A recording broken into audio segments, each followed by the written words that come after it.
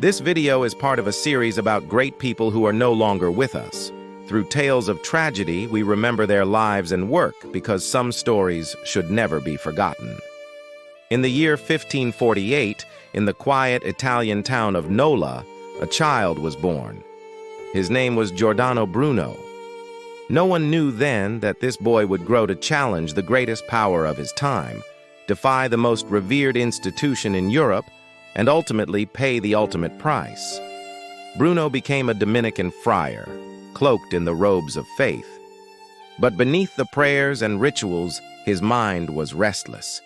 He hungered for knowledge, for truth, for something far greater than what the church demanded he believe. He looked to the stars, and what he saw was not the closed, perfect heavens the priests preached about. No, he saw something infinite. Bruno dared to say the universe stretched without end, that the stars in the sky were suns, each with their own worlds, that Earth was not the center of creation, but only one planet among billions. He spoke of a God present in everything, not locked inside stone walls or holy books. For this, the church called him dangerous. For this, they called him a heretic. But what was his crime? To dream too big? To imagine a universe greater than their narrow truths? Welcome back, everyone. I'm here. And now let's meet a man who dared to stare at the sun. The year is 1560. Young Giordano Bruno has left his family and friends behind in Nola. Now a novice friar, he's traded his old life for the solemn duties and vows of the Dominican order.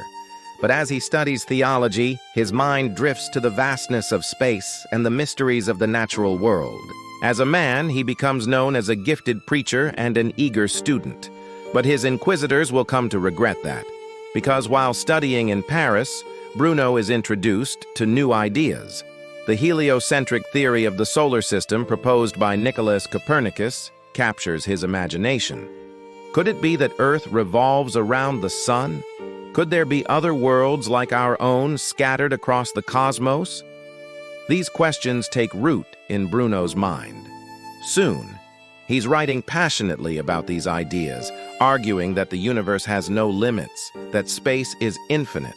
His letters home reveal a man torn between his religious beliefs and his thirst for knowledge.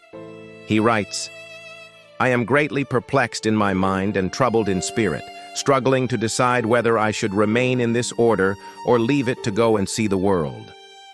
It isn't long before others notice Bruno's brilliance, including the powerful Cardinal Del Monte, who brings him to Rome.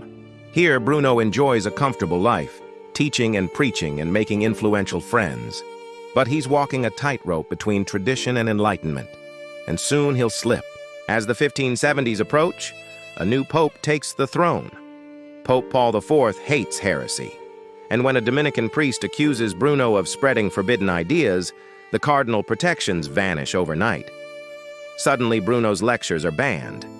He's forbidden from writing about cosmology. And as whispers of his beliefs spread, even his friends turn away from him. In 1579, he flees to Venice, where he pens his most radical work, The Candle of the Cosmos. It's a blistering attack on religious dogma, demanding freedom of thought and the right to question ancient teachings. When the book is discovered, Bruno escapes to Florence, then to Bologna. But wherever he goes, his reputation precedes him. By 1583, Bruno is summoned to Paris once more. This time, his crimes against the church are laid out clearly. He's charged with heresy, specifically for denying the Catholic Church's absolute authority, claiming the Earth is not the center of the universe, and affirming the Copernican heliocentric model of the solar system. In his trial, Bruno faces the same fate as so many before him, but unlike those men, he refuses to bend. He writes home in anguish, "When I think of the grievous tribulation I have endured for 13 months past, I feel my blood run cold, my hair stand on end, and I tremble in every limb. Oh, how great were my hopes, how high my soaring ambition that I should return home, after having seen Paris adorned with flowers, bearing with me the oil of joy and of mirth, and instead, I have brought back nothing but this most bitter gall." As the end approaches, Bruno's words reveal his true character. When asked why he won't renounce his beliefs, he replies, "Truth is the daughter of time, not of the human will. Truth cannot burn. You may well kill the messenger, but the message will live forever." On February 17, 1593, Bruno's trial ends and the sentence is read. He's found guilty of heresy, specifically for denying the Catholic Church's absolute authority, claiming the Earth is not the center of the universe, and affirming the Copernican heliocentric model of the solar system. In his trial, Bruno faced the same fate as so many before him, but unlike those men, he refused to bend. The next stop for Bruno is the infamous Roman Inquisition, where the stakes are raised even higher. Here, the punishment for heresy is not just banishment or a fine, it's torture and death. And so Bruno prepares for his final battle, spending hours alone in a tiny cell, writing letter after letter, pouring out his heart and soul onto the page. In one letter to his friend, he says, "Do not think that I am afraid of dying, for I would die many deaths 1,000 times over for the truth. What I fear is that my death may be of no use." Another reads, "You must not weep for me, nor must you believe that I am afraid of death. For I have already decided that if they want to kill me, it would be a very sweet thing for me to die for the truth." But as the day of his execution approaches, doubt creeps into his voice. He writes again, "Oh, that ever I should have set foot upon this cursed threshold and tasted the bitterness of these most cruel torments." In the end, Bruno's worst fears come true. After 7 long years of imprisonment and interrogation, the decision is made to end the heretic once and for all. And so on February, Bruno is dragged into the Campo dei Fiori in Rome. There, under the shadow of the Spanish Steps, a huge crowd has gathered. Some are curious, some are hateful, but all are ready to witness the spectacle of Bruno's execution. His hands are bound behind his back, gagged, stripped naked, save for a white cloth covering his lower parts. He is then tied up in front of a wooden stake. One of Bruno's followers watching the gruesome scene cries, "What a pitiable spectacle! He looks like a wild animal being led to sacrifice." The fire is lit, and as the flames begin to lick at Bruno's body, he appears to smile. Perhaps he's ready to join the infinite cosmos he believed in so strongly. Perhaps he finds peace in the face of death. Or perhaps his tormentors have taken away his ability to feel anything at all. One thing is certain, though. The blaze is not solely fueled by wood and flax. It's stoked by the fear and uncertainty of the time.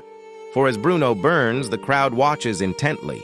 They have come to see a heretic die, but they also want to understand the man who dared to question everything. After his death, Bruno's remains are thrown into the Tiber River, leaving no physical trace of the man who so boldly challenged the universe. The smoke rises from the pyre, carrying Bruno's spirit up to the heavens. Somewhere in space, a star shines brightly, perhaps in honor of the man who dared to look up and dream big dreams. Giordano Bruno's life and death are a stark reminder of the cost of progress. He dared to challenge the status quo, to push the boundaries of human understanding, and for that, he paid the ultimate price. But Bruno's story doesn't end with his execution. It lives on in the echoes of his words, in the theories he championed, and in the countless lives he touched along the way.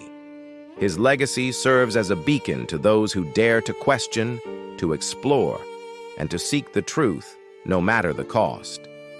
Today, Bruno's memory is honored in various ways. Statues and monuments have been erected in his likeness, and streets and institutions bear his name. But perhaps the greatest tribute to Bruno is the continued exploration and discovery of the universe he helped inspire. Each time we gaze up at the stars and contemplate the mysteries of the cosmos, we are reminded of the man who dared to dream of infinite worlds. So let us remember Giordano Bruno, not just as a martyr of science, but as a champion of the human spirit. Let his story be a source of inspiration for us all, urging us to pursue knowledge, to embrace diversity of thought, and to stand up for what we believe in, no matter the cost. Bruno's journey from a curious friar to a fearless heretic to an eternal martyr is a testament to the transformative power of curiosity. His insatiable desire to understand the world around him led him to challenge long-held beliefs and to push the boundaries of human knowledge. If you enjoyed this video, please share it with your friends. Together, let's keep Bruno's memory alive and let his story continue to inspire generations to come. Thank you for joining us today, and until next time, stay curious and keep asking questions. Who knows, you might just discover your own infinite universe.